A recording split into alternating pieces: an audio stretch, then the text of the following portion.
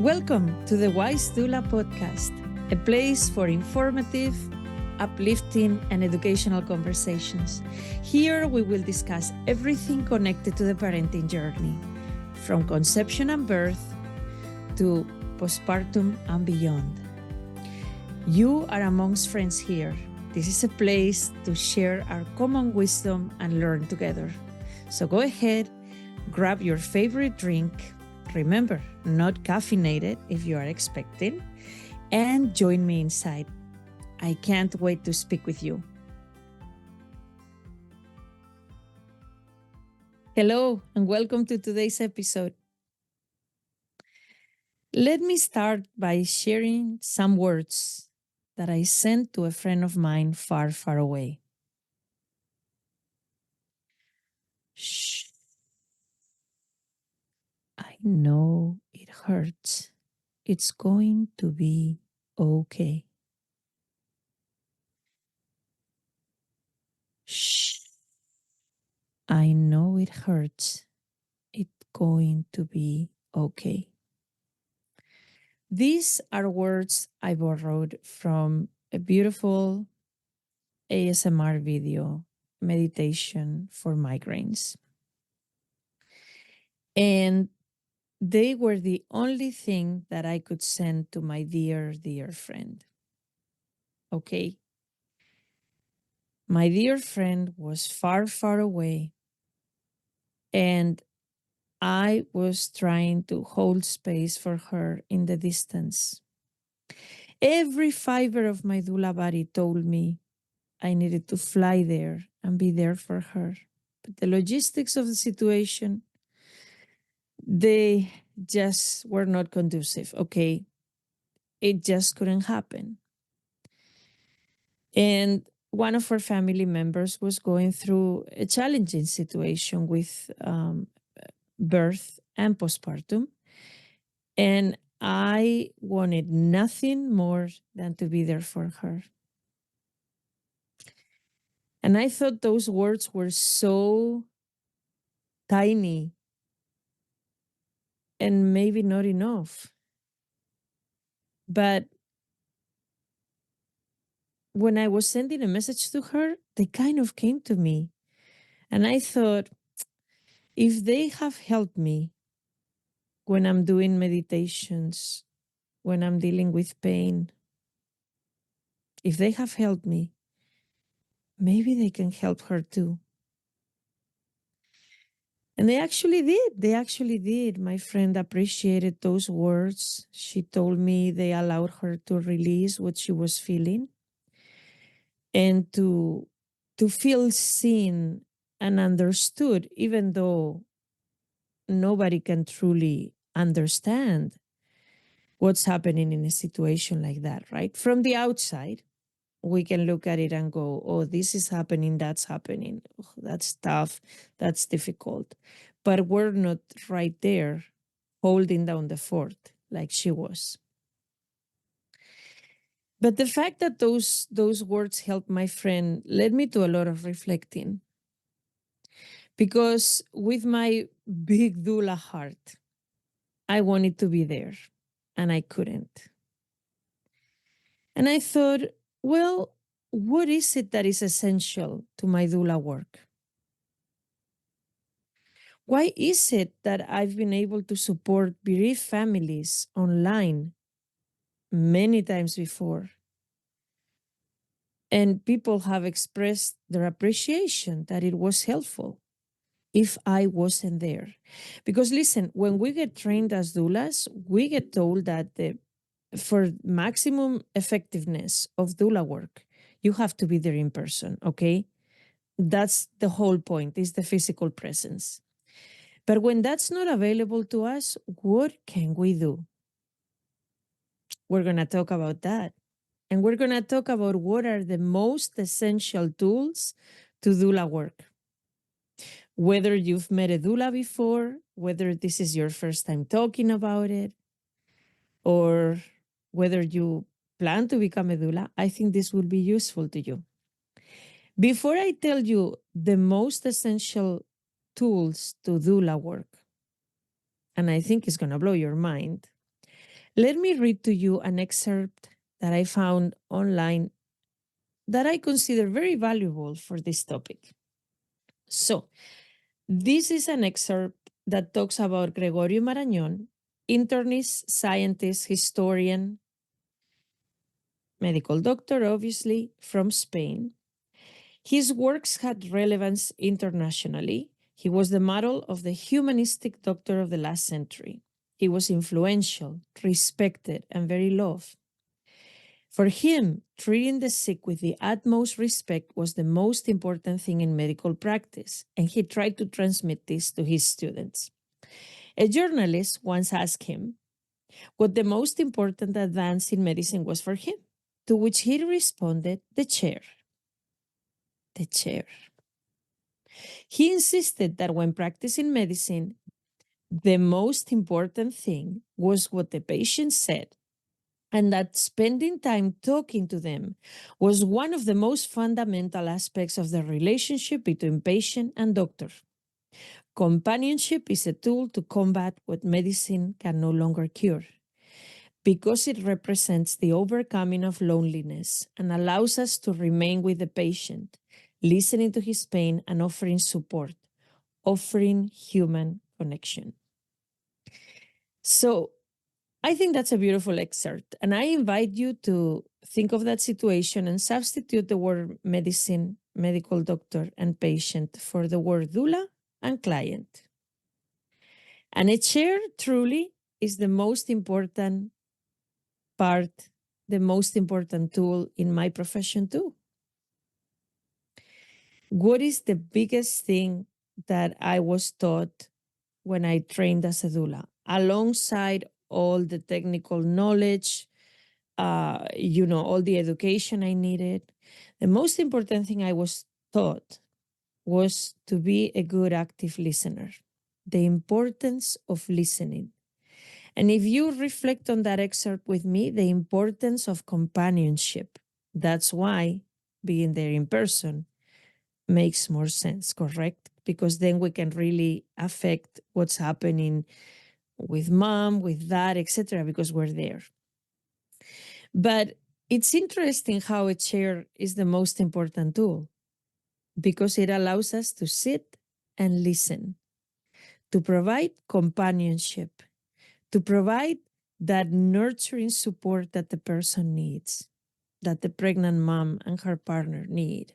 Okay? So, chair is number one. Active listening, super important. Hard to develop because, not impossible, but hard, because we're so used to listening to people and being immediately ready to react and say something else. And active listening is about considering what the person is saying, not being all rushed to reply, but truly, truly listening, and then reflecting on what the person has said and offering comfort based on that. So the chair, number one, super important for that listening.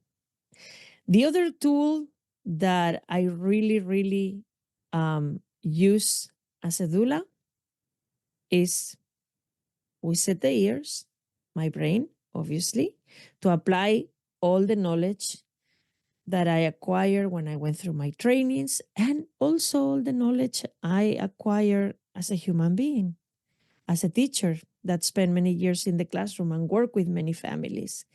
All of that comes into place, right? And of course, our heart. Yes, because we have to provide that nurturing support for that person we're caring for. And yes, we're not working in a medical capacity, but we are in a support capacity. Now, let me tell you, when I started as a doula in 2018, when I had my first client, I was obsessed with what was going to be in my doula bag. Obsessed. And I watched every video that told me what's in your doula bag. I prepped candles and straws and fans and rebosos and toiletry bags and chapstick. And I prepared everything, okay? And I remember hearing a doula trainer talking about how you didn't need all those things. You just need it yourself, ears, heart, brain, obviously your hands. And I was like, she must be crazy. What is she talking about? So I go to my first birth, loaded, okay? Not one bag, but two. Instead of one large one, I took two small ones. And I get to my client's room. She happened to give birth overnight, so she ended up calling me after the baby was born. And I get to her room, and it's a small room, her postpartum room. And I can tell you, just the birth had passed and etc. But I can tell you, I dropped that bag and I think I pulled one thing out of it, a straw, maybe two things. The biggest thing I did when I got there, I pulled up a chair and I said, how are you doing? How are you feeling? And I said, tell me about your birth. Anything you want to tell me. Tell me the story of your birth. And she looked a bit surprised, first baby. Maybe she hadn't thought that somebody was going to ask that. But then she proceeded to tell me the story of her birth, okay? And it was it was a revelation. Honestly, I have taken bags with me as a birth doula and as a postpartum doula. And the reality is I end up using very minimal stuff. I am not saying if you're a doula out there, don't take a bag. Listen, at the end of the day, you have to take what you're comfortable with. You have to take what works for you, what you know you're going to use with your clients. So there is no one size fits all. But the more I work with clients, the more I thought of that trainer and how she said, you don't need 15 things in your bag. You just need your hands, your brain, your heart, and your ears. That's it. That's all you need. And time again, I've observed that. So, of course, doula work is best when it's done in person because then we can truly support the mom in labor, etc. I can tell you that during the pandemic, people were supporting families in labor online as well because we did what we had to do, right? But of course, ideally, we want to be there in person. But what happens when we're not there in person? Does that mean we shouldn't support people? We should kind of like just not do it? No. Mm-mm. It means that we have to get a little bit creative. In my case, with my friend, she was hundreds, probably 1,000 miles away, more, even more. And going to see her was number one, not logistically possible. Number two, it would probably have been a hindrance more than anything because she needed to focus on what she needed to focus. Now, every fiber of my body wanted to be there and hug her. Okay, just give her a long, deep hug that I knew she needed. But I had to go back to the basics and remember, what is it that I can do right now? What can I send her? I can send her a few words that say, I know you're in pain. It's going to be okay. Remember what I said?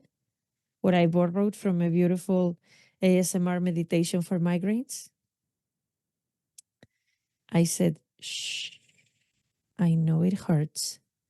It's going to be okay. And I included that in a video for her, in a video message, along with other things that I also said. I kept in touch with her to see how things were unfolding and what she needed. I kept in touch to see if she needed resources. Kept in touch to ask about how her family member was doing and how things were moving along. I did everything I could in the distance. And the biggest lesson was it's okay. You're not there, but you can do a lot for her far away. You're not there, but you can provide companionship through text, through message, through video message. You don't have your bag of 15 different things, but what you have is right here: head, heart, hands, and ears. And I had to fight that notion that, oh, it's not enough. Am I really helping her by saying this? Am I making it worse? I had to fight all those doubts, right? And we're always going to have doubts. Fear is always going to be there. We're always going to wonder if we could have done better for this client or that client, always. But I had to fight those doubts and be like, this is what I can do right now. And it comes deep from my heart. And I hope it really, really helps. And if this doesn't help, we'll come up with something else that does. For my friend, because she had been holding down the fort so much, and she was just being strong and being, she had to. I mean, she had to weather this storm. For her, the fact that I sent those words her way meant that her pain and her struggle was seen and heard and loved in the distance. And that ended up being a big chunk of what she needed. She appreciated that message. She said it helped her release what she was carrying on her shoulders. And that was such a big lesson for me. It's funny. My husband often says, my husband is a very wise man, and he often says that I have been a doula before I knew what a doula was. He often says, you've been a doula without knowing what a doula was. You were already doulaing your families when you were a preschool teacher. And the truth is, I was. I didn't know what a doula was, but I was going on home visits and I was working with the preschooler and working with the parents. When the moms were pregnant, I was inquiring about pregnancy. I was inquiring about how babies were doing.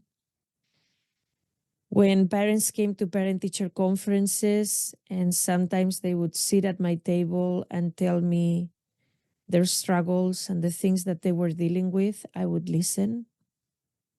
And yes, back then I had stories of not wanting any more children, but getting more children.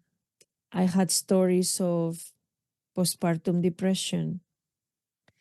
I had stories of, struggling because things were difficult at home or there was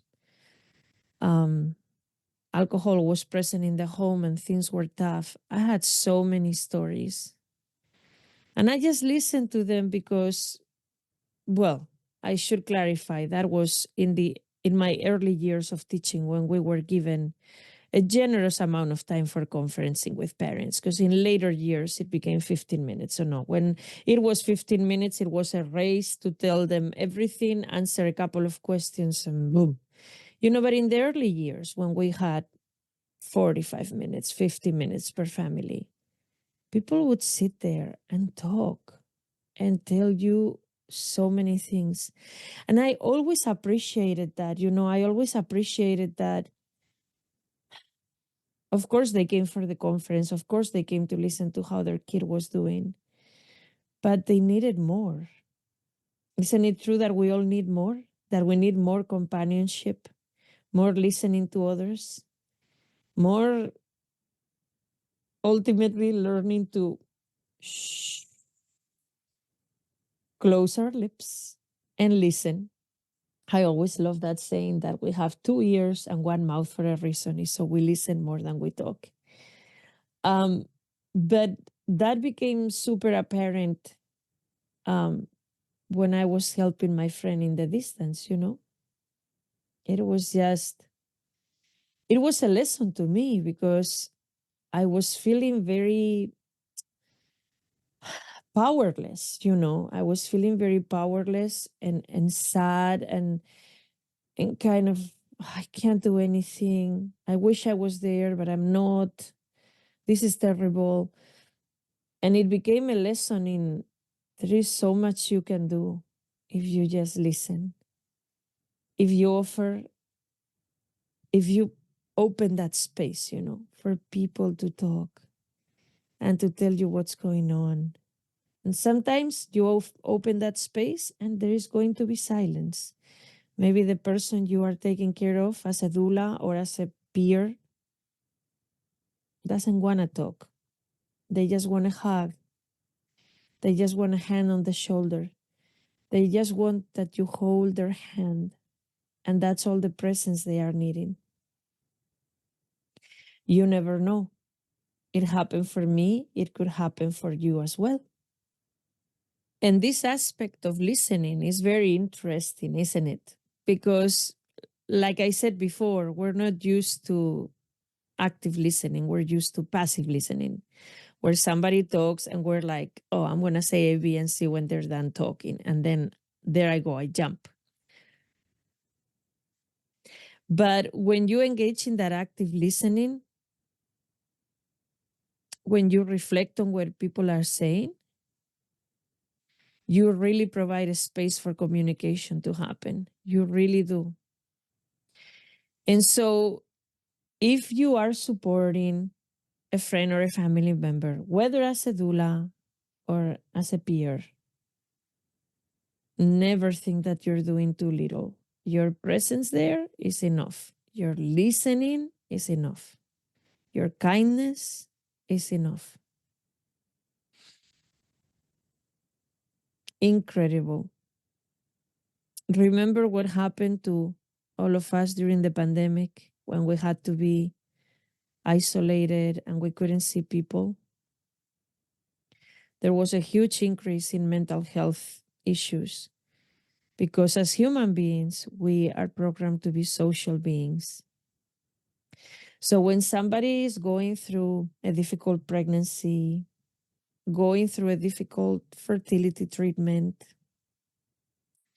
going through loss, going through a really tough postpartum, what we need is the people that love and care for us. We don't need to be left alone. We need support. That's what we need. And I'm going to encourage you to remember that it's not only about how we support others, right? It's not only about being kind to others, listening well to others. It's also about doing that with ourselves. A lot of times it's extremely easy to listen to other people, to provide advice, to reflect on what they're saying, to hold space, to give them support. And we pour so much into them that we pour super little into us. We give kindness, but we forget kindness with ourselves. The kindness with ourselves, what it looks like, what it sounds like, is us saying, me saying, it's okay, Marta. I know it hurts that you cannot be there for your friend. I know every fiber of your body is aching because you want to be there. It's okay. It's an expression of love, and you would like to be there. It's okay to feel that. And at the same time, how can we get creative? How can we provide that support and that kindness in the distance? What can we do? What can I do?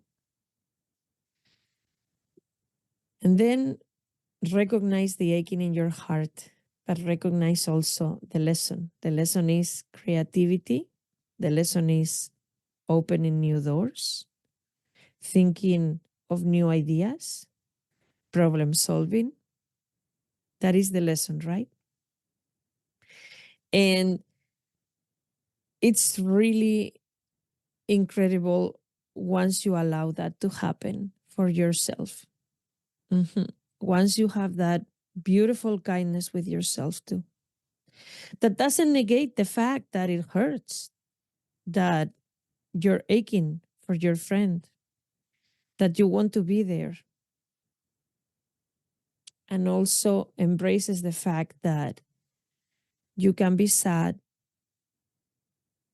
you can be feeling that sorrow, but you can also be thinking of ways to make it better for your friend, thinking of ways to make it better for your relative or your client. And I can tell you, with the families I have supported for perinatal loss online, every single one of them appreciated it.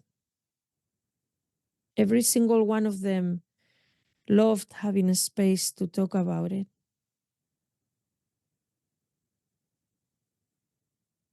And so, going back from that chair that we mentioned at the beginning,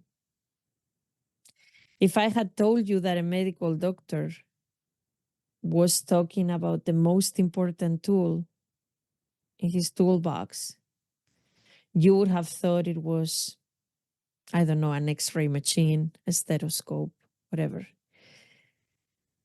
But it ended up being a chair. And what that tells me, that story about Dr. Marañón talking about how the chair was the most important, right? And he said, when practicing medicine, the most important thing was what the patient said, and spending that time talking to them was one of the most fundamental aspects of the relationship between patient and doctor. Companionship is a tool to combat what medicine cannot cure. So I invite you to reflect on that and how companionship, pulling up a chair, saying, I am here, whether you are physically here or you are here, you know, on your phone because you're far away, how that can change people's lives for the better. Okay? And just listening, just giving them the validation, the love, the nurturing they need. And of course, if you feel that you are in a place where you cannot provide that, then you need to find somebody else that can provide that, okay? But that is ultimately the lesson for today. Who do you have in your life? This is the homework part. Who do you have in your life that right now could use that you pull up a chair, that you open up the space, validate them, and listen? And be okay with words or silence, whatever comes. But who is in your life right now that could use that? That's your homework for this episode. It's been a pleasure having you today. I can't wait to see you in next week's episode. Bye. Hey, you have listened to the Wise Doula podcast today. Thank you so much for joining us. Remember, everything we discussed today was meant for entertainment and educational purposes only. It does not substitute the advice of your medical provider. Would you do us a favor? Follow me on Instagram at LovingBellyDoula. Also, let me know what other topics you would like to see me discuss in this podcast. And please subscribe to the podcast on your favorite platforms. Thank you so much. I will see you next week.